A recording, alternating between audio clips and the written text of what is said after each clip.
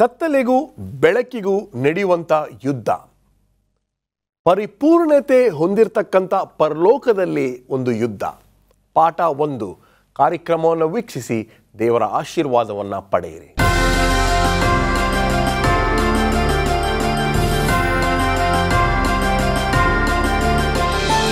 ನಮಸ್ಕಾರ ಪ್ರಿಯ ವೀಕ್ಷಕರೇ, ಯೇಸು ಕ್ರಿಸ್ತನ ಮಧುರ ನಾಮದಲ್ಲಿ ನಿಮ್ಮೆಲ್ಲರಿಗೂ ಸುಸ್ವಾಗತವನ್ನು ಕೋರಲು ಬಯಸ್ತೇನೆ. ನೂತನ ತ್ರೈಮಾಸಿಕದಲ್ಲಿ ಮಹಾ ಹೋರಾಟ ಎಂಬತಕ್ಕಂಥ ಪುಸ್ತಕದಿಂದ ಬಂದಿರತಕ್ಕಂಥ ಪಾಠಗಳನ್ನು ನಾವು ಕಲೀಲಿಕ್ಕೆ ಹೋಗ್ತಾ ಇದ್ವಿ. ಇವತ್ತಿನ ಪಾಠಕ್ಕೆ ನಾವು ಹೋಗುವ ಮುನ್ನ ಬನ್ನಿ ನಮ್ಮ ಅತಿಥಿಗಳ ಪರಿಚಯವನ್ನು ಮಾಡಿಕೊಳ್ಳೋಣ. ದೇವರ ಒಂದು ನಡೆಸುವಿಕೆಯಲ್ಲಿ ಬೋಧಕರಾಗಿರ್ತಕ್ಕಂಥ ಪ್ರಸನ್ನಕುಮಾರ್, ಬೋಧಕರಾಗಿರ್ತಕ್ಕಂಥ ರಾಜದಾಸ್, ಬೋಧಕರಾಗಿರ್ತಕ್ಕಂಥ ಮುತ್ತು ಮ್ಯಾಥ್ಯೂ ಅವರು ನಮ್ಮ ಮಧ್ಯದಲ್ಲಿರ್ತಕ್ಕಂಥದ್ದು ನಮ್ಮೆಲ್ಲರಿಗೂ ಸಂತೋಷವನ್ನು ತರುವಂಥದ್ದಾಗಿದೆ.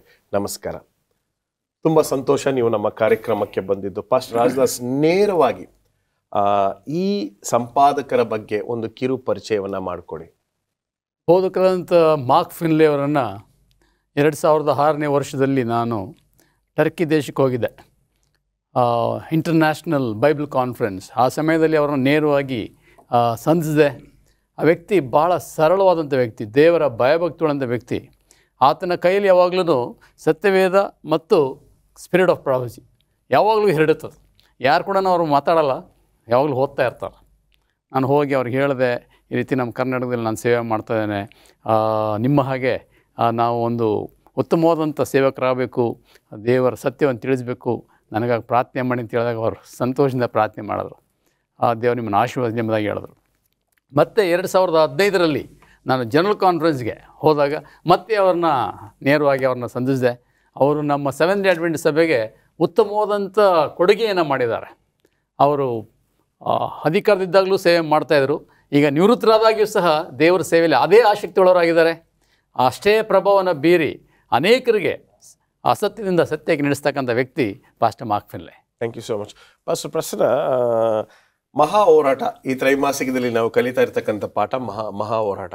ಈಗ ಯಾರೋ ಹೇಳ್ತಾರೆ, how can you better the perfection ಅಂತ. ಈಗ ಮಹಾ ಹೋರಾಟ ಇರ್ತಕ್ಕಂಥ ಪುಸ್ತಕ ಎಲೆನ್ ವೈಟ್ ಅವರು ಬರೆದಿರ್ತಕ್ಕಂಥ ಪುಸ್ತಕ. ಅದಕ್ಕಿಂತ ಒಂದು ಉನ್ನತವಾಗಿರ್ತಕ್ಕಂಥ ಉತ್ತಮವಾಗಿರ್ತಕ್ಕಂಥ ಬರವಣಿಗೆ ನಾವು ಎಲ್ಲೂ ನೋಡ್ಲಿಕ್ಕೆ ಸಾಧ್ಯ ಇಲ್ಲ.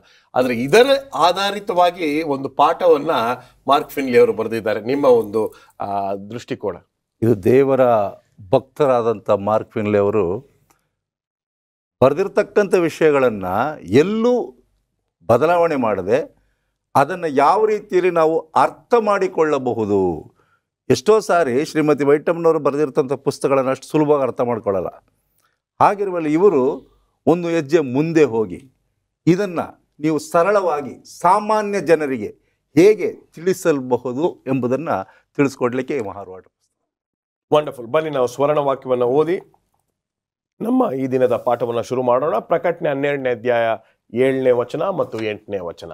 ದೇವರ ವಾಕ್ಯ ಈ ರೀತಿ ಹೇಳುತ್ತೆ, ಪರಲೋಕದಲ್ಲಿ ಯುದ್ಧ ನಡೆಯಿತು. ಮಿಕಾಯೇಲನು ಅವನ ದೂತರು ಘಟಸರ್ಪನ ಮೇಲೆ ಯುದ್ಧ ಮಾಡುವುದಕ್ಕೆ ಹೊರಟರು. ಘಟಸರ್ಪನು ಅವನ ದೂತರು ಯುದ್ಧ ಮಾಡಿ ಸೋತು ಹೋದರು ಮತ್ತು ಪರಲೋಕದೊಳಗೆ ಅವರಿಗೆ ಸ್ಥಾನವು ತಪ್ಪಿ ಹೋಯಿತು. ಯುದ್ಧಗಳಲ್ಲಿ ಮಹಾಯುದ್ಧ ಅಂತ ಹೇಳಿದ್ರೆ ತಪ್ಪಾಗೋದಿಲ್ಲ. ಎಲ್ಲೋ ಒಂದು ಕಡೆ ಒಂದು ಪರ್ಫೆಕ್ಟ್ ಸಂಪೂರ್ಣತೆಯನ್ನು ಹೊಂದಿರತಕ್ಕಂಥ ಸೃಷ್ಟಿಯಲ್ಲಿ, ಈ ಲೋಕದಲ್ಲಿ ದೇವರು ಈ ರೀತಿಯಾಗಿರ್ತಕ್ಕಂಥ ಒಂದು ಘಟನೆಯನ್ನು ಯಾವ ರೀತಿ ಅಪ್ಪಣೆ ಕೊಟ್ಟು ಅದನ್ನು ಮಾಡಿದ್ದಾರೆ ನೋಡಿ. ಒಂದನ್ನು ಅರ್ಥ ಮಾಡಿಕೊಳ್ಳಬೇಕು, ಈ ಮಹಾ ಹೋರಾಟ ಎಂಬತಕ್ಕಂಥದ್ದು ಇಂದಿನದಲ್ಲ ಅಥವಾ ಏನೋ ಕೆಲವು ವರ್ಷಗಳಿಂದ ಬಂದದ್ದಲ್ಲ. ಇದು ಕಾಲಾನುಕಾಲಕ್ಕೂ, ಅಂದರೆ ಪರಲೋಕದಲ್ಲೇ ಪ್ರಾರಂಭವಾಯಿತು ಎಂಬುದಾಗಿ ಹೇಳುವಾಗ ತಪ್ಪಾಗಲಾರದು. ಇದನ್ನು ಈ ಆಂದೋಲನವನ್ನು, ಈ ಹೋರಾಟವನ್ನು ಪ್ರಾರಂಭ ಮಾಡಿದ್ದು ಒಬ್ಬ ಲೂಸಿಫರ್ ಎಂಬತಕ್ಕಂಥ ಅದ್ಭುತವಾದಂಥ ದೇವದೂತ. ನಿಮ್ಮ ಹತ್ರ ಬರ್ತೀನಿ ನಾನು. ಈ ಲೂಸಿಫರ್ ಎಂಬತಕ್ಕಂಥದ್ದು ದೇವರ ಸೃಷ್ಟಿಯ ಒಬ್ಬ ವ್ಯಕ್ತಿ ಅಲ್ವೇ? ಆತನು ಒಬ್ಬ ಸೃಷ್ಟಿ ವ್ಯಕ್ತಿಯೇನೆ, ಅದ್ರಲ್ಲಿ ಯಾವ ಎರಡನೇ ಮಾತೇ ಇಲ್ಲ. ಓಕೆ, ಈಗ ಮುಂದುವರಿಸಿ ಪಾಸ್ಟರ್. ಈ ಪಾಪದ ಮೂಲ ಬಂದದ್ದು ಈ ಪರಿಪೂರ್ಣವಾದ ಸೃಷ್ಟಿಯಿಂದ. ಓಕೆ, ದೇವರು ಪರಿಪೂರ್ಣನು, ತನ್ನ ಸೃಷ್ಟಿಗಳು ಸಹ ಪರಿಪೂರ್ಣವಾಗಿರಬೇಕೆಂಬುದೇ ಆತನ ಉದ್ದೇಶ. ಆದರೆ ದುರಾದೃಷ್ಟ, ಈ ಪರಿಪೂರ್ಣವಾದಂಥ ವಾಸಸ್ಥಾನದಲ್ಲಿ ದೇವರ ಪ್ರೀತಿಯನ್ನ, ದೇವರ ಸರ್ಕಾರವನ್ನ ತಪ್ಪು ಮಾರ್ಗಕ್ಕೆ ಸೆಳೆಯುವ ಒಂದು ಆಲೋಚನೆಯನ್ನ ಈತನು ಮಾಡಿದ. ನೋಡಿ, ಮೊದಲೇ ಅರ್ಥ ಮಾಡಿಕೊಳ್ಳಬೇಕು, ದೇವರ ಸ್ವಭಾವವೇ ಪ್ರೀತಿ. ಲೂಸಿಫರನು ಇವತ್ತು ಸಹ ಜೀವಿಸಹಿತ ಇದ್ದಾನೆ ಅಂದರೆ ಅದಕ್ಕೆ ದೇವರ ಪ್ರೀತಿಯ ಕಾರಣ. ಇವತ್ತು ಪಾಪಿಗಳಾದ ನಾವು ಸಹ ಇಲ್ಲಿ ಕುಳಿತಿದ್ದೇವೆ ಅಂದರೆ ಅದು ದೇವರ ಪ್ರೀತಿಯ ಕಾರಣ. ಇಲ್ಲ, ಯಾಕೆ ಹೇಳ್ತಾ ಇದ್ದೀನಿ ಅಂದರೆ ಪಾಸ್ಟರ್ ಪ್ರಶ್ನ, ಈಗ ಡಿಸೈರ್ ಆಫ್ ಏಜಸ್ ಎಂಬತಕ್ಕಂಥ ಒಂದು ಪುಸ್ತಕದಲ್ಲಿ ಪುಟ 22ರಲ್ಲಿ ಹೇಳುತ್ತೆ, ಒಂದು ಆಯ್ಕೆಯ ಒಂದು ಅವಕಾಶವನ್ನು ಒಬ್ಬರಿಗೆ ಕೊಡಲಿಲ್ಲ ಅಂತ ಹೇಳಿದ್ರೆ ಪ್ರೀತಿಯನ್ನ ವ್ಯಕ್ತಪಡಿಸಲಿಕ್ಕೆ ಸಾಧ್ಯವೇ ಇಲ್ಲ. If you deny the power of choice, it destroys the ability to love. ಆಯ್ಕೆಯ ಒಂದು ಅವಕಾಶ ಮಾಡಿಕೊಟ್ಟಿಲ್ಲ ಅಂದರೆ ಪ್ರೀತಿಯನ್ನ ಅಲ್ಲಿ ನಾವು ತೋರಿಸ್ಲಿಕ್ಕೆ ಸಾಧ್ಯವೇ ಇಲ್ಲ ಅಂತ ವೈಟಮ್ನವರು ಬರೀತಾರೆ. ನೀವೇನಂತೀರ? ಖಂಡಿತ. ಯಾಕೆಂದ್ರೆ ಪ್ರೀತಿ ಎಂಬತಕ್ಕಂಥದ್ದು ಯಾವುದನ್ನ ಬಲವಂತ ಮಾಡಲ್ಲ, ಓಕೆ, ಒತ್ತಾಯ ಮಾಡಲ್ಲ, ನಿಮ್ಮ ಸ್ವಂತಿಕೆಯಲ್ಲಿ ಬಿಡ್ತದ. ಇಲ್ಲಿ ದೇವರು ಸಹ ಅದನ್ನೇ ಮಾಡಿದದು. ಸೈತಾನನು ದೇವರನ್ನ ಸೋಲಿಸಬೇಕು ಅಂತ ಪ್ರಯತ್ನ ಪಟ್ಟ, ಆದರೆ ದೇವರು ಆತನ ನಿಷ್ಠೆಯನ್ನ ಪ್ರೀತಿಯಿಂದ ತೋರಿಸ್ತಾರೆ. ಈ ಮಹಾ ಹೋರಾಟದಲ್ಲಿ ಪಾಪವನ್ನ ಜಯಿಸಲಿಕ್ಕೆ ಮನುಷ್ಯರು ಸಹ ಮಹಾ ಹೋರಾಟ ಮಾಡ್ತಾ ಇದ್ದಾರೆ. ಈ ಮಹಾ ಹೋರಾಟದಲ್ಲಿ ಇರ್ತಕ್ಕಂಥದ್ದು ಇಬ್ಬರು, ದೇವರಿಗೂ ನಾವು ಬೇಕು, ಸೈತಾನನಿಗೂ ನಾವು ಬೇಕು. ಈ ಒಂದು ನಿಟ್ಟಿನಲ್ಲಿ ಈ ಹೋರಾಟದಲ್ಲಿ ಜಯಶಾಲಿಗಳಾಗಬೇಕು ಎಂಬುದಾಗಿ ದೇವರ ಸಹಾಯವಿಲ್ಲದೆ ಸಾಧ್ಯವಿಲ್ಲ. ಪವಿತ್ರಾತ್ಮನ ಸಹಾಯವಿಲ್ಲದೆ ನಾವು ಜಯಶಾಲಿಗಳಾಗಲು ಖಂಡಿತವಾಗಿಯೂ ಸಾಧ್ಯವಿಲ್ಲ. ಈಗ ನಾವು ಭಾನುವಾರದ ಪಾಠಕ್ಕೆ ಬರುವುದಾದ್ರೆ ಫಸ್ಟ್ ಪ್ರಶ್ನೆ ಹೇಳುತ್ತೆ, ಒಂದು ಪ್ರಶ್ನೆ ಇಂಗ್ಲಿಷಲ್ಲಿ ಕೇಳ್ತೀನಿ, ಫಸ್ಟು ಅದನ್ನು ಭಾಷಾಂತರ ಮಾಡ್ಕೊಳ್ಳೋಣ. Did loving god create A ಡಿಮಾನಿಕ್ angel who initiated this war? First Rajadas, ತುಂಬ ಇಂಪಾರ್ಟೆಂಟ್ ಕ್ವೆಶ್ಚನ್ ಇದು. ಒಂದು ಪ್ರೀತಿ ಸ್ವರೂಪಿಯಾಗಿರ್ತಕ್ಕಂಥ ದೇವರು ಈ ಸೈತಾನನನ್ನ ಸೃಷ್ಟಿ ಮಾಡಲಿಕ್ಕೆ ಕಾರಣರಾಗಿದ್ದಾರಾ ಎಂಬತಕ್ಕಂಥ ಒಂದು ಪ್ರಶ್ನೆ. ಏನಂತೀರ? ದೇವರು ಸೃಷ್ಟಿ ಮಾಡಿದಾಗ ಎಲ್ಲ ಒಳ್ಳೆಯದಾಗಿತ್ತಂತೆ, ಅದರಿಂದ ಯಾವುದು ಕೆಟ್ಟದಾಗಿರಲಿಲ್ಲ. ಸೈತಾನ ಸೃಷ್ಟಿ ಮಾಡಲಿಲ್ಲ, ಲೂಸಿಫರ್ ಅಂದರೆ ಮಹಾ ಸೌಂದರ್ಯವಾದ ವ್ಯಕ್ತಿಯನ್ನು ಸೃಷ್ಟಿ ಮಾಡೋದ ಅಂತ ಹೇಳಿ ಸತ್ಯವಾದ. ಅಷ್ಟು ಮುತ್ತು ನೀವೇನಂತೀರ? ಖಂಡಿತವಾಗ್ಲೂ ದೇವರು ಸೃಷ್ಟಿ ಮಾಡಿದಾಗ ಎಲ್ಲವೂ ಸಂಪೂರ್ಣವಾಗಿತ್ತು, ಪರಿಪೂರ್ಣವಾಗಿತ್ತು. ಅದರಲ್ಲಿ ಯಾವುದೇ ರೀತಿಯಾದಂತಹ ಲೋಪ ಇರಲಿಲ್ಲ ಎಂಬುದಾಗಿ ಆದಿಕಾಂಡ 1ನೇ ಅಧ್ಯಾಯ 29ನೇ ವಾಕ್ಯ ಹೇಳುತ್ತೆ. ಎಲ್ಲವೂ ಕೂಡ ಸಂಪೂರ್ಣವಾಗಿತ್ತು, ಎಲ್ಲವನ್ನೂ ಕೂಡ ದೇವರು ಕೊಂಡು ಬಹಳ ಒಳ್ಳೆಯದು, ಬಹಳ ಸುಂದರವಾಗಿದೆ. God did not create demonic angel ಅಂತ ಹೇಳ್ತೀರಾ ನೀವು? 100%. ಓಕೆ, ನೀವು ಹೇಳಿ. ಖಂಡಿತವಾಗಿಯೂ. ಯಾಕೆಂದ್ರೆ ನಾವು ಒಂದನ್ನು ಅರ್ಥ ಮಾಡ್ಕೊಳ್ಬೇಕು, ಲೋಕವು ಪರಿಪೂರ್ಣವಾಗಿತ್ತು, ಪರಲೋಕವು ಪರಿಪೂರ್ಣವಾಗಿತ್ತು, ಸ್ವತಂತ್ರ ಇತ್ತು. ಯಾವ ಸಮಯದಲ್ಲಿ ಪರಲೋಕದಲ್ಲಿ ಪಾಪ ಎಂಬತಕ್ಕಂತಾಗಿ ನುಸುಳಿತೋ ಆಗ ಬದಲಾವಣೆಗಳು ಪ್ರಾರಂಭವಾಯಿತು. ಭೂಲೋಕದಲ್ಲಿ ಮಾತ್ರವಲ್ಲ, ಪರಲೋಕದಿಂದಲೇ ಬದಲಾವಣೆ ಪ್ರಾರಂಭವಾಯಿತು. ಯಾಕೆಂದ್ರೆ ದೇವರು ಒಬ್ಬ ದೆವ್ವವನ್ನು ಸೃಷ್ಟಿ ಮಾಡಲಿಲ್ಲ. ಬೋಧಕರು ಹೇಳಿದ ಹಾಗೆ ಒಂದು ಸುಂದರವಾದ ದೇವದೂತ ಅವರು. ಲೂಸಿಫರ್ ಅಂದ್ರೆ ಅರ್ಥ ಏನು? ಪ್ರಕಾಶಮಯವಾದಂಥ ವ್ಯಕ್ತಿ ಎಂಬುದಾಗಿ. ಎಲ್ಲಾ ದೇವದೂತರು ದೊಡ್ಡದಂತವಾದ ವ್ಯಕ್ತಿಯನ್ನ, ಇಂಥ ವ್ಯಕ್ತಿಯನ್ನ ಸೃಷ್ಟಿ ಮಾಡುವಾಗ ಆತನು ಸೃಷ್ಟಿಯಾಗಿದ್ದೇನೆ ಎಂಬುದನ್ನು ಮರೆತು ಸೃಷ್ಟಿಕರ್ತನ ಮೇಲೆ ದಂಗೆ ಏಳುವುದಕ್ಕೆ ಪ್ರಾರಂಭ ಮಾಡಿದನು. ಓಕೆ, ಇದ್ರ ಬಗ್ಗೆ ಇನ್ನೂ ನಾವು ಮುಂದೆ ನೋಡ್ಕೊಂಡು ಹೋಗೋಣ. ಇಲ್ಲಿ ಒಂದು ಪ್ರಶ್ನೆಯೊಂದಿಗೆ ಈ ಒಂದು ಭಾಗವನ್ನು ಮುಕ್ತಾಯ ಮಾಡಲಿಕ್ಕೆ ಪ್ರಯತ್ನ ಪಡ್ತೀನಿ ನಾನು.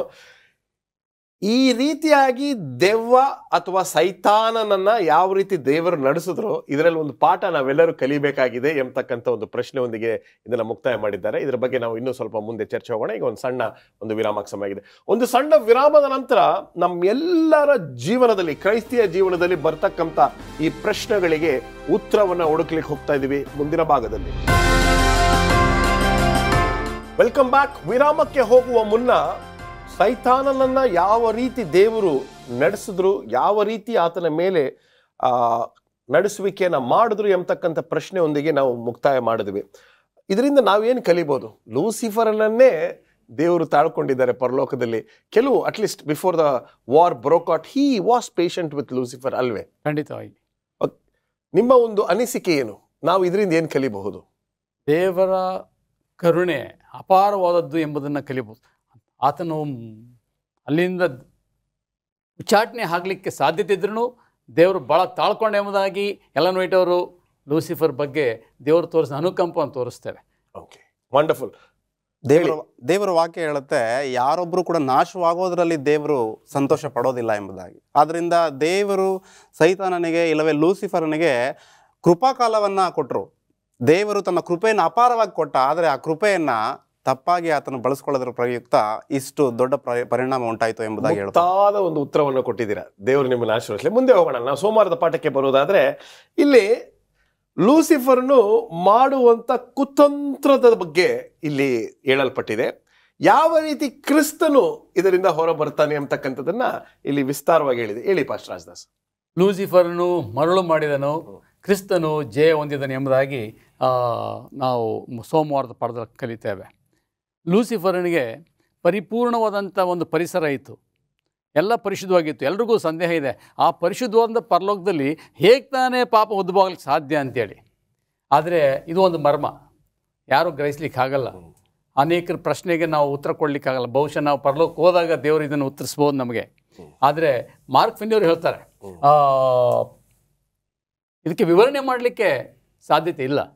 ಹೇಗಾಯಿತು ಅಂತ ಹೇಳಿದ್ರೆ, ಸ್ವಾಮಿ ಕೊಟ್ಟಂಥ ಒಂದು ಸ್ವತಂತ್ರ, ಫ್ರೀಡಮ್ ಆಫ್ ಚಾಯ್ಸ್ ಅಂತ ಹೇಳ್ತಾರೆ.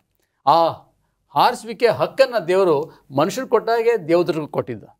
ದೇವರು ಒಬ್ಬ ಯಂತ್ರ ಮಾನವನ್ನು ಉಂಟು ಮಾಡಿದರೆ ಅದು ಹೇಳ್ದಂಗೆ ಕೇಳ್ತಾ ಇತ್ತು. ಆದರೆ ಮನುಷ್ಯರನ್ನ ಅಥವಾ ದೇವದೂತರನ್ನ ದೇವರು ಆ ಮನೋಭಾವದಲ್ಲಿ ಮಾಡಲಿ, ಅವ್ರಿಗೆ ಹಾರಿಸ್ಕೊಳ್ಳುವಂಥ ಹಕ್ಕನ್ನು ಕೊಟ್ಟಿದ್ದ. ಅದಕ್ಕೆ ಲೂಸಿಫರ್ ಏನು ಮಾಡ್ದ, ಆತನಲ್ಲಿ ಆ ಕೆಟ್ಟದನ್ನು ಹಾರಿಸ್ಕೊಳ್ಳಿಕ್ಕೆ ಆತನಿಗೆ ಸ್ವತಂತ್ರ ಇತ್ತು. ದೇವರಿಗೆ ವಿರುದ್ಧವಾಗಿ ದಂಗೆ ಹೇಳುವಂಥ ಮನೋಭಾವ ಬಂತು. ಯಾಕಂತ ಹೇಳಿದ್ರೆ ಅವನು ಆ ಒಂದು ಸಮಿತಿಗೆ, ಸೃಷ್ಟಿಯ ಸಮಿತಿಗೆ ಆತನ ಸೇರಿಸ್ಕೊಳ್ಳೋದಕ್ಕೆ ಪ್ರಯುಕ್ತವಾಗಿ ಆತನಿಗೆ ಈ ಹೊಟ್ಟೆ ಕಿಚ್ಚು ಬಂತು, ಜಲಸಿ ಅಂತ ಹೇಳ್ತಾರೆ. ದೇವರು ನನ್ನನ್ನೇ ಬಿಟ್ಟ ಮೇಲೆ ಇನ್ನು ಬೇರೆ ಕಥೆ ಏನಾಗುತ್ತೆ ಅಂತೇಳಿ ಈ ವಿಷ ಬೀಜವನ್ನು ಆತನ ಪರಲೋಕದ ಎಲ್ಲ ಕಡೆ ಬೆತ್ತಲಿಕ್ಕೆ ಹೋದ. ಅಲ್ಲಿದ್ದಂಥ 3ರಲ್ಲಿ ಒಂದು ದೂತರು, ಪ್ರಕಟಣೆ 12ನೇ ಅಧ್ಯಾಯ 4ನೇ ವಚನ ಹೇಳುತ್ತೆ, ಅದರ ಬಾಲವು ಆಕಾಶದಲ್ಲಿರುವ ನಕ್ಷತ್ರದೊಳಗೆ 3ರಲ್ಲಿ 1 ಭಾಗವನ್ನು ಎಳೆದು ಭೂಮಿಗೆ ಹಾಕಿತು. ಯಾವುದು? ಈ ಒಂದು ಗಡಸರ್ಪ, ಸೈತಾನನನ್ನು ಗಡಸರ್ಪಕ್ಕೆ ಹೋಲಿಕೆ ಆಗಿದೆ. ಆತನು ಪರಲೋಕದಿರ್ತಂಥ 3ರಲ್ಲಿ 1 ಭಾಗ ದೂತರನ್ನ ಮರಳು ಮಾಡ್ದ. ಪರಿಶುದ್ಧವಾದಂಥ ಪರಿಸರದಲ್ಲಿ ಇದು ಹೇಗೆ ಸಾಧ್ಯ ಅಂತ ಹೇಳ್ತೇವೆ. ಸ್ವಾಮಿ ಇದನ್ನು ಅವಕಾಶ ಅದನ್ನು ಬಿಟ್ಕೊಟ್ಟ. ಅವನು ಡಿಕ್ಟೇಟರ್ ಆಗಿರಲಿಲ್ಲ. ನಾನು ಹೇಳ್ದಂಗೆ ಮಾಡಬೇಕು, ನನಗೆ ವಿರುದ್ಧವಾಗಿ ಹೋಗಬಾರ್ದು ಅಂತ ಹೇಳಿ ಸ್ವಾಮಿ ನಿರ್ಬಂಧ ಮಾಡಿರಲಿಲ್ಲ, ಸ್ವತಂತ್ರ ಕೊಟ್ಟಿದ್ದ. ಆ ಸ್ವತಂತ್ರದಿಂದ ಲೂಸಿಫರ್ ಏನು ಮಾಡ್ದ, ಆ ಪರಲೋಕದಿದ್ದಂಥ ದೂತರನ್ನೇ ಮರಳು ಮಾಡ್ದ. ಇವತ್ತು ಆ ಲೂಸಿಫರನ್ನು ಈ ಲೋಕದ ಅದೇ ಕಾರ್ಯ ಮಾಡ್ತಾ ಇದ್ದಾನೆ. 2 ಕೊರಿಂಥ 4ನೇ ಅಧ್ಯಾಯದಲ್ಲಿ ಹೇಳುತ್ತೆ, ಆತನು ನಂಬಿಕೆಯಿಲ್ಲದವರ ಮನಸ್ಸನ್ನು ಮರಳು ಮಾಡ್ತಾ ಇದ್ದಾನೆ ಅಂತ ಹೇಳುತ್ತೆ. ಪ್ರಕಟಣೆಯ ಪುಸ್ತಕದಲ್ಲಿ ಹೇಳುತ್ತೆ, ಆತನು ಇಡೀ ಲೋಕವನ್ನೇ ಮರಳು ಮಾಡ್ತಾ ಇದ್ದಾನೆ, ಆರಿಸಲ್ಪಟ್ಟವ್ರನ್ನೇ ಮರಳು ಮಾಡ್ತಾನೆ ಎಂಬುದಾಗಿ ಹೇಳ್ತಾ ಇದೆ. ಆದ್ದರಿಂದ ನಾವು ಈ ಲೂಸಿಫರ ಮಾಡೋ ಕಾರ್ಯದಲ್ಲಿ ಎಚ್ಚರಿಕೆ ವಹಿಸಬೇಕಾಗತ್ತೆ. ಇವತ್ತು ಅನೇಕರು ಮರಳು ಹಾಕ್ತಾ ಇದ್ದಾರೆ, ಸತ್ಯ ಗೊತ್ತಿದ್ರು. ಆದರೆ ಅದಕ್ಕೇ ಇಲ್ಲಿ ಸ್ವಾಮಿ ನಮಗೆ ಏನು ಕೊಡು ಅಂತ ಹೇಳಿದ್ರೆ, ಆದಿಕಾಂಡ 2ನೇ ಅಧ್ಯಾಯ ಓದ್ತೇವೆ. 2ನೇ ಅಧ್ಯಾಯದಲ್ಲಿ ಸ್ವಾಮಿ ಆದಾಮನಿಗೆ ಹೇಳ್ದ, ತೋಟದ ಎಲ್ಲ ಹಣ್ಣನ್ನು ತಿನ್ಬೋದು, ಆದರೆ ತೋಟದ ಮಧ್ಯೆ ಇರ್ತಕ್ಕ ಒಳ್ಳೆದರ ಕೆಟ್ಟದರ ಹರಿವನ್ನು ಉಂಟು ಮಾಡ್ತಕ್ಕಂಥ ಮರದ ಹಣ್ಣನ್ನು ಏನು ಮಾಡಬಾರ್ದು, ತಿನ್ನಬಾರ್ದು ಅಂತ ಹೇಳಿದ. ಅವರು ಆಯ್ಕೆ ಮಾಡ್ಬೋದಾಯಿತು, ತಿಂದೇ ಇರಲಿಕ್ಕೆ ಇರ್ಬೋದಾಯಿತು. ಆ ಆಯ್ಕೆಯನ್ನು ಅವರು ಸ್ವೀಕಾರ ಮಾಡಿದ್ರು, ಅದಕ್ಕೆ ಮರಳಾದರು. ಮತ್ತೆ 2ನೇದಾಗಿ ನೋಡ್ತೇವೆ, ವಿಮೋಚನ ಕಂಡ ಪುಸ್ತಕದಲ್ಲಿ ಓದ್ತೇವೆ. ವಿಮೋಚನ ಕಂಡ 32ನೇ ಅಧ್ಯಾಯ 26ನೇ ವಚನದಲ್ಲಿ ಮೋಶೆ ದೇವರ ಸಂಗಡ ಸಂಪರ್ಕ ಮಾಡ್ಲಿಕ್ಕೆ ಹೋದಾಗ, ಆಜ್ಞೆ ತರಲಿಕ್ಕೆ ಹೋದಾಗ, ಇಲ್ಲಿ ಜನ ಏನು ಆಯ್ಕೆ ಮಾಡಿದ್ರು, ಬಸವನ ಪೂಜೆ ಮಾಡ್ಲಿಕ್ಕೆ ಆಯ್ಕೆ ಮಾಡಿದ್ರು, ನಾಶ ಆದರು. ಅಲ್ಲಿ ಆದಾಮ ಅವಳು ತಿನ್ನಬಾರ್ದನ್ನು ತಿಂದರು, ಅವ್ರು ಆಯ್ಕೆ ಮಾಡಿದ್ರು, ಅದರಿಂದ ಉಚ್ಚಾಟನೆ ಆದರು. 3ನೇದಾಗಿ ಓದ್ತೇವೆ, ಯೆಹೋಶುವ ಹೇಳ್ತಾನೆ, ನಾನು ನನ್ನ ಮನೆಯವರು ಯಾರನ್ನ ಸೇವಿಸ್ಲಿಕ್ಕೆ ತೀರ್ಮಾನ ಮಾಡಿದ್ದೇವೆ, ಯೆಹೋ ದೇವರನ್ನೇ, ನೀವು ಯಾರನ್ನ ಆರಾಧಿಸ್ತೀರ ತೀರ್ಮಾನ ಮಾಡಿ. ಸೊ ಆಯ್ಕೆ ನಮ್ಮ ಕೈಯಲ್ಲಿದೆ. ಎಸ್. ಓಕೆ, ಮುಂದೆ ಹೋಗೋಣ. ಇಲ್ಲಿ ಬರುವುದಾದ್ರೆ, ಈ ಇಡೀ ಭೂಮಿಯು ಆತನ ಕುತಂತ್ರಕ್ಕೆ ಒಳಗಾಗಿದೆ. ಹೇಳಿ ಪಾಸ್ಟರ್ ಮುತ್ತು. ಪರಲೋಕದಲ್ಲಿ ಯುದ್ಧ ನಡೆಯಿತು. ಪರಲೋಕದಲ್ಲಿ ಯುದ್ಧ ನಡೆದ ನಂತರ 3ರಲ್ಲಿ 1 ಭಾಗದಷ್ಟು ದೇವದೂತರು ಬಿದ್ದು ಹೋದರು. ಸೈತಾನನ ವಶವಾಗಿ ಅವರೆಲ್ಲರೂ ಕೂಡ ಮೋಸಗೊಳಿಸಲ್ಪಟ್ಟು ಪರಲೋಕದಿಂದ ದೊಬ್ಬಲ್ಪಟ್ಟರು. ಇದರ ಪ್ರಯುಕ್ತ ಭೂಲೋಕಕ್ಕೆ ಬಂದಂತಹ ಸೈತಾನ ಒಂದು ದಿವಸ ಆದಮವಳ ಸಂಗಡ ಮಾತನಾಡ್ತಾನೆ, ಇಲ್ಲವೇ ಸ್ತ್ರೀಯ ಸಂಗಡ ಹವ್ವಳ ಸಂಗಡ ಮಾತನಾಡ್ತಾನೆ. ನಾವು ಗಮನಿಸುವಾಗ ದೇವರು ಆದಿಕಾಂಡ 1ನೇ ಅಧ್ಯಾಯ 31ನೇ ವಚನದಲ್ಲಿ ತಿಳಿಸುತ್ತೆ, ಸರ್ವವನ್ನೂ ಕೂಡ ಅದ್ಭುತವಾಗಿ ಎಲ್ಲವನ್ನೂ ಕೂಡ ತುಂಬ ಒಳ್ಳೆಯದಾಗಿದೆ ಎಂಬುದಾಗಿ ದೇವರು ಹೇಳ್ತಾರೆ. ಅಂತಹ ಪರಿಪೂರ್ಣವಾಗಿರುವಂತಹ ಸೃಷ್ಟಿಯಲ್ಲಿ ಸರ್ಪದ ವೇಷವನ್ನು ಧರಿಸಿ ಈ ಸೈತಾನನು ಹವ್ವಳ ಸಂಗಡ ಮಾತನಾಡೋದನ್ನು ನಾವು ಕಾಣ್ತೇವೆ. ಏನಮ್ಮ, ಈ ಮರದ ಹಣ್ಣುಗಳಲ್ಲಿ ಯಾವುದನ್ನು ಕೂಡ ನೀವು ತಿನ್ನಬಾರದೋ ಎಂಬುದಾಗಿ ಕೇಳುವಾಗ ನಾವೆಲ್ಲವನ್ನೂ ಕೂಡ ತಿನ್ನಬಹುದು, ಆದರೆ ಈ ಮರದ ಹಣ್ಣುಗಳನ್ನು ಮಾತ್ರ ನಾವು ತಿನ್ನಬಾರದು. ಅಮ್ಮ, ನೀವು ಈ ಹಣ್ಣುಗಳನ್ನು ತಿಂದ ಪಕ್ಷದಲ್ಲಿ ನಿಮ್ಮ ಮನೋನೇತ್ರಗಳು ತೆರೆಯಲ್ಪಡ್ತವೆ, ನೀವು ದೇವತೆಗಳಂತ ಆಗ್ತಾರೆ ಎಂಬುದಾಗಿ ಹೇಳುವಾಗ ಆ ಸ್ತ್ರೀ ಬಹಳ ದುರಾಸೆಯಿಂದ ಮೋಹಿತಳಾಗಿ ಆತನ ಮಾತಿಗೆ ಮರುಳಾಗಿ ಆ ಹಣ್ಣನ್ನು ತೆಗೆದುಕೊಳ್ತಾಳೆ, ತಿಂತಾಳೆ, ಸಂಗಡ ಇದ್ದಂತಹ ಗಂಡನಿಗೂ ಕೊಟ್ಟು ಆತನು ಕೂಡ ತಿನ್ನಲು ಈ ಲೋಕದಲ್ಲಿ ಸಾವು ಪ್ರಾರಂಭವಾಗುತ್ತೆ, ಇಲ್ಲವೇ ಮರಣವು ಪ್ರಾಪ್ತವಾಗುತ್ತೆ. ದೇವರಿಂದ ಅವರು ದೊಬ್ಬಲ್ಪಡ್ತಾರೆ, ಏದೇನ್ ವನದಿಂದ ಅವರು ಹೊರಹಾಕಲ್ಪಡ್ತಾರೆ. ಅಷ್ಟೇ ಅಲ್ಲ, ಈ ಮಹಾ ಹೋರಾಟದಲ್ಲಿ ಇವರಿಬ್ಬರು ಕೂಡ ಬಿದ್ದು ಹೋಗೋದನ್ನ ನಾವು ಕಾಣ್ತಿದ್ದೇವೆ. ಆದರೆ ಬಿದ್ದು ಹೋಗುತ್ತಿರುವಂತಹ ಆ ಮಾನವನನ್ನ ದೇವರು ಮತ್ತೆ ಸ್ಥಾಪಿಸಬೇಕು, ಮತ್ತೆ ಅವನನ್ನ ನಿಲ್ಲಿಸಬೇಕು ಎಂಬುದಾಗಿ ದೇವರು ನೆನೆದು ಈ 3ನೇ ಅಧ್ಯಾಯ ಆದಿಕಾಂಡ 15ನೇ ವಚನದಲ್ಲಿ ಈ ರೀತಿ ಹೇಳ್ತಾರೆ. ಬಹಳ ಸೊಗಸಾದಂತಹ ಮಾತು, ಸತ್ಯವೇದದಲ್ಲಿ ಬರೆಯಲ್ಪಟ್ಟಂತಹ ಮೊಟ್ಟ ಮೊದಲನೆಯ ಪ್ರವಾದನೆ ಏನು ಎಂಬುದಾಗಿ ನಾವು ನೋಡುವಾಗ ಸತ್ಯವಾಕ್ಯ ಈ ರೀತಿ ಹೇಳುತ್ತೆ, ನಿನಗೂ ಈ ಸ್ತ್ರೀಗೂ, ನಿನ್ನ ಸಂತಾನಕ್ಕೂ ಈ ಸ್ತ್ರೀಯ ಸಂತಾನಕ್ಕೂ ಹಾಗೆತನವಿರುವ ಹಾಗೆ ಮಾಡುವೆನು, ಈಕೆಯ ಸಂತಾನವು ನಿನ್ನ ತಲೆಯನ್ನ ಜಜ್ಜುವುದು ಎಂಬುದಾಗಿ. ನಾವು ಗಮನಿಸುವಾಗ ಯೇಸು ಸ್ವಾಮಿಯವರ ಒಂದು ಬರುಣದ ಕುರಿತಾಗಿ ದೇವಾದಿ ದೇವರು ಏದೆನ್ ವನದಲ್ಲೇ ಆದಮ ಅವಳಿಗೆ ತಿಳಿಸಿದ್ದಾರೆ, ನಾನು ಯಾವುದೇ ಕಾರಣಕ್ಕೂ ಕೂಡ ನಿಮ್ಮನ್ನು ಬಿಟ್ಟು ಬಿಡೋದಿಲ್ಲ, ನಿಮ್ಮನ್ನು ನಾಶನಕ್ಕೆ ಎಡೆ ಮಾಡೋದಿಲ್ಲ, ಗುರಿ ಮಾಡೋದಿಲ್ಲ, ಆದರೆ ನನ್ನ ಪ್ರಿಯ ಮಗನನ್ನ ನಿಮಗಾಗಿ ನಾನು ತ್ಯಾಗ ಮಾಡ್ತೇನೆ, ಆತನು ಬಂದು ನಿಮ್ಮನ್ನು ರಕ್ಷಿಸ್ತಾನೆ. ಆತನ ಒಂದು ಬರುಣದ ಕುರಿತಾಗಿ, ಶಿಲುಬೆಯ ಮರಣದ ಕುರಿತಾಗಿ ಯೆಹೋವ ದೇವರು ಪ್ರಾರಂಭದ ಅಧ್ಯಾಯಗಳಲ್ಲಿ, ಸತ್ಯವೇದದ ಪ್ರಾರಂಭದ ಮಾತುಗಳಲ್ಲೇ ಬರೆಯಲ್ಪಟ್ಟಿರೋದನ್ನು ನಾವು ಕಾಣ್ತೇವೆ. ಅಷ್ಟೇ ಅಲ್ಲ, ಯೋಹಾನನು, ಸ್ನಾನಿಕನಾದಂತಹ ಯೋಹಾನನು ಯೇಸು ಸ್ವಾಮಿಯವನ್ನ ಮೊಟ್ಟ ಮೊದಲನೇದಾಗಿ ಕಂಡಾಗ ಒಂದು ಮಾತನ್ನು ಹೇಳ್ತಾನೆ, ಇಗೋ ಯಜ್ಞಕ್ಕೆ ದೇವರು ನೇಮಿಸಿರುವಂತಹ ಕುರಿಮರಿ ಎಂಬುದಾಗಿ, ಲೋಕದ ಪಾಪಗಳನ್ನು ಹೊತ್ತುಕೊಂಡು ಹೋಗುವಂತಹ ಕುರಿಮರಿ ಎಂಬುದಾಗಿ ಯೋಹಾನನು ತಿಳಿಸ್ತಾನೆ. ಸೊ ದೇವರು ನಮ್ಮನ್ನ ಕೈ ಬಿಟ್ಟಿಲ್ಲ, ಮಾನವನನ್ನ ನಡೆಸಬೇಕು, ಮಾನವನನ್ನ ಯಾವುದೇ ಕಾರಣಕ್ಕೂ ಕೂಡ ಕೈ ಬಿಡದಲೆ ಪರಲೋಕಕ್ಕೆ ಕರೆದುಕೊಂಡು ಹೋಗಬೇಕು ಎಂಬಂತಹ ಒಂದು ಪ್ರಗಾಢವಾದಂತಹ ಬಯಕೆಯಿಂದ ದೇವರು ಒಂದು ಅದ್ಭುತವಾದಂತಹ ವಾಗ್ದಾನವನ್ನು ಮಾಡಿದ್ದಾನೆ. ಮಾಸ್ಟರ್ ಪ್ರಸನ್ನ ಅವರೇ, there is no time, we have to finish this part. ದೇವದೂತರೇ ತಡ್ಕೊಳಕ್ಕಾಗ್ಲಿಲ್ಲ ಲೂಸಿಫರ್ನ, ನಾವೆಲ್ಲ ಯಾವ ಮೂಲೆ? ನಿಮ್ಮ ಒಂದು ಅನಿಸಿಕೆ. ಅದಕ್ಕೋಸ್ಕರ ದೇವರು ನಮಗೆ ಒಬ್ಬ ಸಹಾಯಕನನ್ನು ಕೊಟ್ಟಿದ್ದಾನೆ. ಆಮೆನ್. ಆ ಸಹಾಯಕನಲ್ಲದೆ ನಾವು ಸೈತಾನನ್ನು ಎದುರಿಸಲಿಕ್ಕೆ ಸಾಧ್ಯವಿಲ್ಲ. Wonderful answer. ವಿತ್ ದಟ್ ಒಂದು ಸಣ್ಣ ವಿರಾಮಕ್ಕೆ ಹೋಗೋಣ. Welcome back. ಅಂತಿಮ ಭಾಗಕ್ಕೆ ಬಂದಿದ್ದೇವೆ. ಇದರ ಬಗ್ಗೆ ಇನ್ನೂ ಬಹಳಷ್ಟು ಚರ್ಚೆ ಮಾಡಲಿಕ್ಕಿದೆ, ಆದರೆ ಸಮಯ ಬದ್ಧರಾಗಿದ್ದೇವೆ. ಈ ಸೀಮಿತವಾಗಿರ್ತಕ್ಕಂಥ ಸಮಯದಲ್ಲಿ ಎಷ್ಟು ಮುತ್ತುಗಳನ್ನು ನಿಮಗೆ ಕೊಡ್ಲಿಕ್ಕೆ ಸಾಧ್ಯವಿದೆಯೋ ಅದನ್ನು ನಾವು ಪ್ರಯತ್ನ ಪಟ್ಟು ಕೊಡ್ತೇವೆ. ಪ್ರೀತಿಯು ಹೇಗಾದರೂ ಜಯವನ್ನ ಕಾಣುತ್ತೆ ಅಂತಕ್ಕಂಥ ಒಂದು ವಿಷಯಕ್ಕೆ ಬಂದಿದ್ದೀವಿ. ಬುಧವಾರದ ಪಾಠ ಹೇಳಿ ಪಾಸ್ಟರ್ ರಾಜದಾಸ್. ಪ್ರೀತಿಯಿಂದ ಒಂದು ಮಾರ್ಗ ಸಿದ್ಧವಾಗಿದೆ. ದೇವರು ಮನುಷ್ಯರು ಪಾಪ ಮಾಡು ಅಂತೇಳಿ ಅವ್ರು ನಾಶ ಮಾಡ್ಲಿಕ್ಕೆ ಬಿಡಲಿಲ್ಲ. ದೇವರ ನಿಯಮದ ಪ್ರಕಾರ ಪಾಪದ ಸಂಬಳ ಮರಣ, ಸಾಯಬೇಕಾಗಿತ್ತು ಆದಮ ಅವಳು. ಆದರೆ ದೇವರು ಅವರನ್ನು ಸಾಯಲಿಕ್ಕೆ ಬಿಡದೆ ಆತನ ಪ್ರೀತಿ ಎಷ್ಟೆಂಬುದಾಗಿ ತೋರಿಸಿದ್ದಾನೆ. ಅಲ್ಲಿ ಒಂದು ಕುರಿಯನ್ನು ವಧಿಸಿದ್ದು, ಆ ಕುರಿ ಕ್ರಿಸ್ತನನ್ನು ಸೂಚಿಸ್ತಾ ಇತ್ತು. ಸ್ವಾಮಿ ತನ್ನ ಮಕ್ಕಳು ನಾಶ ಆಗ್ಬಾರ್ದು ಅಂತೇಳಿ ತಾನೇ ಈ ಲೋಕಕ್ಕೆ ಬಂದು ತನ್ನ ಪ್ರಾಣವನ್ನು ಕೊಟ್ಟಿದ್ದಾನೆ. ಆ ಪ್ರೀತಿ ಎಷ್ಟು ಅಪಾರವಾದದ್ದು ಎಂಬುದನ್ನು ಜನ ಗ್ರಹಿಸ್ಕೊಂಡು ಬಿಟ್ಟರೆ ಯೇಸು ಕ್ರಿಸ್ತನಲ್ಲದೆ ಬೇರೆ ದೇವರು ಇಲ್ಲ ಎಂಬುದಾಗಿ ತಿಳ್ಕೊಳ್ಳಿಕ್ಕೆ ಸಾಧ್ಯತೆ ಇದೆ. ಒಂದು ವ್ಯಕ್ತಿ ಜೊತೆ ನಾನು ಚರ್ಚೆ ಮಾಡ್ತಾ ಇರಬೇಕಾದ್ರೆ Prasanna Kumar, god killed an animal that was his heights of love that he had for his children.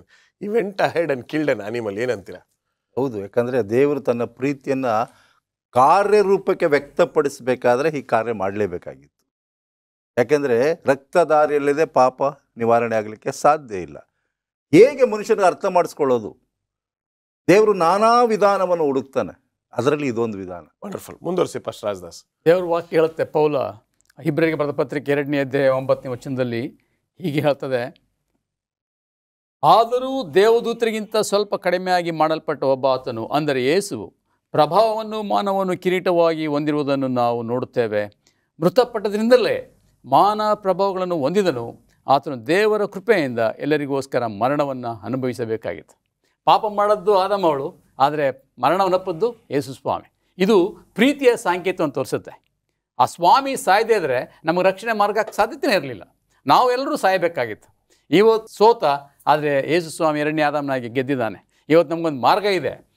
ನಾವು ಕಳ್ಕೊಂಡಂಥ ದೇವರ ಸ್ವರೂಪವನ್ನು ಮತ್ತೆ ಯೇಸು ಸ್ವಾಮಿ ಪುನರ್ರಚಿಸಿದ್ದಾನೆ. ಇವತ್ತು ನಾವೆಲ್ಲ ಪಾಪಿಗಳಾಗಿದ್ದಾಗ್ಯೂ ದೇವರ ಮಕ್ಕಳಾಗಿದ್ದೇವೆ. ಅದು ಒಂದು ಮಾರ್ಗ. ಇದು ಪ್ರೀತಿಯಿಂದ ದೇವರು ತೋರಿಸ್ಕೊಂಡಂಥ ಮಾರ್ಗ. ಅದಕ್ಕೇನೆ ಬಹಳ ಸ್ಪಷ್ಟವಾಗಿ ಹೇಳ್ತಾನೆ, ಗಲಾತ್ಯರಿಗೆ ಬರೆದ ಪತ್ರಿಕೆ 3ನೇ ಅಧ್ಯಾಯ 16ನೇ ವಚನದಲ್ಲಿ ಹೀಗೆ ಹೇಳ್ತಾನೆ ಪೌಲ, ಮತ್ತೆ ಒಳ್ಳೆಯದು, ದೇವರು ಅಬ್ರಾಮನಿಗೂ ಅವನ ಸಂತತಿಗೂ ವಾಗ್ದಾನಗಳನ್ನು ಮಾಡಿದನು. ಆತನು ನಿನ್ನ ಸಂತತಿಗಳಿಗೆ ಎಂದು ಹೇಳಿ ಅನೇಕರನ್ನು ಸೂಚಿಸಿದೆ, ನಿನ್ನ ಸಂತತಿಗೆ ಎಂದು ಹೇಳಿ ಒಬ್ಬನನ್ನೇ ಸೂಚಿಸ್ತಾನೆ, ಆ ಒಬ್ಬನು ಕ್ರಿಸ್ತನೇ. ಆ ಆದಿಕಾಂಡ ಬೋಧಕರಂತ ಮುತ್ತು ಹೇಳ್ದಂಗೆ ಆದಿಕಾಂಡ 3ನೇ ಅಧ್ಯಾಯ 15ನೇ ಮಾಡಿದಂಥ ವಾಗ್ದಾನ ಆ ಯೇಸು ಕ್ರಿಸ್ತನ ಸೂಚಿಸ್ತಕ್ಕಂಥದ್ದಾಗಿದೆ. ಅನೇಕರು ತಿಳ್ಕೊಂಡಿದ್ದಾರೆ ಅದು ಯೇಸು ಸ್ವಾಮಿಯ ಪ್ರವಾದನಾತ್ಮಕ. ಇದು ಸತ್ಯವೇದ ತ್ರೀ ಡೈಮೆನ್ಷನ್ 3D ಇದ್ದಂಗೆ ಬುಕ್. ಇದು ಐತಿಹಾಸಿಕ, ಪ್ರವಾದನಾತ್ಮಕ, ಅಂತ್ಯಕಾಲವನ್ನು ಸೂಚಿಸುವಂಥದ್ದಾಗಿದೆ. ಆಗಲಿ ಹಾದಿಯಲ್ಲೇ ದೇವರು ಪ್ರವಾದನೆ ಮಾಡಿದ್ರು, ಯೇಸು ಸ್ವಾಮಿ ಬರ್ತಾನೆ ಅಂತೇಳಿ. ಯೇಸು ಸ್ವಾಮಿ ಬಂದರು. ಇವತ್ತು ನಮಗೆ ಆ ರಕ್ಷಣೆ ಆ ಯೇಸು ಕ್ರಿಸ್ತನಲ್ಲಿ ಎಂಬುದನ್ನು ಎಲ್ಲ ಜನರು ಅರ್ಥ ಮಾಡ್ಕೊಂಡ್ರೆ ನಾವು ರಕ್ಷಣೆ ಆಗಲಿಕ್ಕೆ ಸಾಧ್ಯತೆ ಇದೆ, ನಿರಾಶೆ ಆಗಲಿಕ್ಕೆ ಸಾಧ್ಯತೆ ಇಲ್ಲ. ಸೈತನ ನಿರಾಶೆ ಪಡಿಸ್ತಾನೆ, ಮರಳು ಮಾಡ್ತಾನೆ. ಆದರೆ ನಮಗೆ ಕ್ರಿಸ್ತನಲ್ಲಿ ಒಂದು ನಿರೀಕ್ಷೆ ಇದೆ, ಒಂದು ಮಾರ್ಗ ಇದೆ. ಅದಕ್ಕೆ ಸ್ವಾಮಿ ಹೇಳದ ಯೋಹಾನ ಪುಸ್ತಕ 14ನೇ ಅಧ್ಯಾಯ 6ನೇ ವಚನ, ನಾನೇ ಸತ್ಯವು ಮಾರ್ಗವು ಜೀವವು, ಅಸತೋಮ ಸದ್ಗಮಯೇ ತಮಸೋಮ ಜ್ಯೋತಿರ್ಗಮಯೇ ಮೃತ್ಯೋಮ ಅಮೃತೋಮ ಗಮಯ ಅಂತೇಳಿ ಪ್ರಾರ್ಥನೆ ಮಾಡ್ತಾರೆ. ಆದರೆ ಯಾರಿಗೆ? ನಾನೇ ಸತ್ಯವು ಮಾರ್ಗವು ಜೀವ ಎಂಬ ಯೇಸು ಕ್ರಿಸ್ತನಲ್ಲಿ ನಮಗೆ ಮಾರ್ಗ ಇದೆ, ಜೀವ ಇದೆ ಮತ್ತು ಸತ್ಯ ಇದೆ. ವಂಡರ್ಫುಲ್. ಪಾಠದ ಕೊನೆಯ ಭಾಗಕ್ಕೆ ಬಂದಿದ್ದೇವೆ. ಗುರುವಾರದ ಪಾಠದಲ್ಲಿ ನಮಗೆ ಇರ್ತಕ್ಕಂಥ ಆ ಮಹಾಯಾಜಕನು ಯಾರು, ಏನು ಮಾಡಲಿಕ್ಕಿದ್ದಾನೆ ಹೇಳಿ ಪಾಸ್ಟರ್ ಮುತ್ತು. ನಾವು ನೋಡುವಾಗ ಯೇಸು ಸ್ವಾಮಿಯವರು ಶಿಲುಬೆಯ ಮೇಲೆ ನಮಗೆಲ್ಲರಿಗಾಗಿ ತನ್ನ ಪ್ರಾಣವನ್ನು ಕೊಟ್ಟು ಆತನು ಮೃತನಾಗಿ 3ನೇ ದಿವಸ ಸಮಾಧಿಯಿಂದ ಹೊರಬರ್ತಾನೆ. ಇದಾದ ನಂತರ ಏನಾಯಿತು ಎಂಬುದು ಬಹಳ ಸ್ವಲ್ಪ ಸಭೆಗಳಿಗೆ ಮಾತ್ರ ಗೊತ್ತು. ಈ ಸತ್ಯ ಸೆವೆಂತ್ ಡೇ ಅಡ್ವೆಂಟಿಸ್ಟ್ ಸಭೆಗೆ ದೇವರು ಕೊಟ್ಟಂತಹ ಮಹಾ ದೊಡ್ಡ ವರ ಎಂಬುದಾಗಿ ಹೇಳಿದ್ರೆ ಖಂಡಿತವಾಗ್ಲೂ ತಪ್ಪಾಗೋದಿಲ್ಲ ಎಂಬುದಾಗಿ ನಾನು ಭಾವಿಸ್ತೇನೆ. Wonderful wonderful. ದೇವರು ಯೇಸು ಸ್ವಾಮಿಯವರು ಈಗ ಪರಲೋಕ ರಾಜ್ಯದಲ್ಲಿ ಏನು ಮಾಡ್ತಿದ್ದಾರೆ ಎಂಬುದನ್ನು ಬಹಳ ಕೆಲವು ಜನ ಮಾತ್ರ ಅದನ್ನು ಪ್ರಸಂಗ ಮಾಡ್ತಾರೆ. ಯಾರು ಕೂಡ ಆತನ ಮರಣದ ಕುರಿತಾಗಿ ಮಾತನಾಡ್ತಾರೆ, ಆತನ ಪುನರುತ್ಥಾನದ ಕುರಿತಾಗಿ ಮಾತನಾಡ್ತಾರೆ. ಇದಾದ ನಂತರ ಏನಾಯಿತು, ಇವಾಗ ಏನು ನಡೀತಿದೆ ಪರಲೋಕ ರಾಜ್ಯದಲ್ಲಿ ಎಂಬುದನ್ನು ಯಾರೂ ಕೂಡ ಮಾತನಾಡ್ತಾ ಇಲ್ಲ. ಸೊ ಇವತ್ತು ಆ ಸತ್ಯವನ್ನು ನಾವು ಕರೀಲಿಕ್ಕೆ ಹೋಗ್ತಿದ್ದೇವೆ. ದೇವರು ಆತನನ್ನು, ಇಲ್ಲವೇ ಯೇಸು ಸ್ವಾಮಿಯನ್ನು ನಮ್ಮೆಲ್ಲರಿಗಾಗಿ ಒಬ್ಬ ಪ್ರಧಾನ ಯಾಜಕನನ್ನಾಗಿ, ಮಹಾಯಾಜಕನನ್ನಾಗಿ ನೇಮಿಸಿದ್ದಾನೆ. ನಾವು ಕಾಣೋದಾದರೆ ಇವಾಗ ಒಬ್ಬ ಫೇಲ್ ಆಗಿರೋ ಸ್ಟೂಡೆಂಟ್ ಮನಸ್ಸನ್ನು ಯಾರು ನಿಜವಾಗ್ಲೂ ಅರ್ಥ ಮಾಡ್ಕೊತಾರಪ್ಪ ಅಂತಂದ್ರೆ ಮತ್ತೊಬ್ಬ ಫೇಲ್ ಆಗಿರೋ ಸ್ಟೂಡೆಂಟ್. ಫಸ್ಟ್ ರ್ಯಾಂಕ್ ಸ್ಟೂಡೆಂಟ್ ಯಾವುದೇ ಕಾರಣಕ್ಕೂ ಅರ್ಥ ಮಾಡ್ಕೊಳ್ಳಿ. ಈ ಇಬ್ರಿಯರಿಗೆ ಬರೆದಂತಹ ಪತ್ರಿಕೆ 4ನೇ ಅಧ್ಯಾಯದಲ್ಲಿ ನಾವು ನೋಡುವಾಗ 15-16ನೇ ವಾಕ್ಯದಲ್ಲಿ ಸ್ಪಷ್ಟವಾಗಿ ಬರೆಯಲ್ಪಟ್ಟಿದೆ, ಯೇಸು ಸ್ವಾಮಿಯವರು ನಮ್ಮೆಲ್ಲರಂತೆ ಶೋಧನೆಗೊಳಗಾದರು, ಆದರೆ ತಪ್ಪನ್ನು ಮಾಡಲಿಲ್ಲ, ಪಾಪವನ್ನು ಮಾಡಲಿಲ್ಲ ಎಂಬುದಾಗಿ ಆ ಸತ್ಯವಾಕ್ಯ ನಮಗೆ ತಿಳಿಸುತ್ತೆ.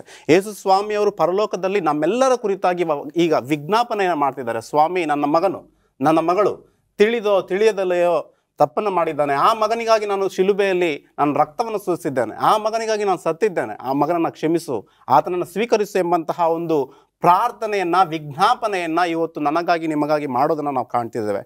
ಸತ್ಯವಾಕ್ಯ ನೋಡ್ತೇವೆ.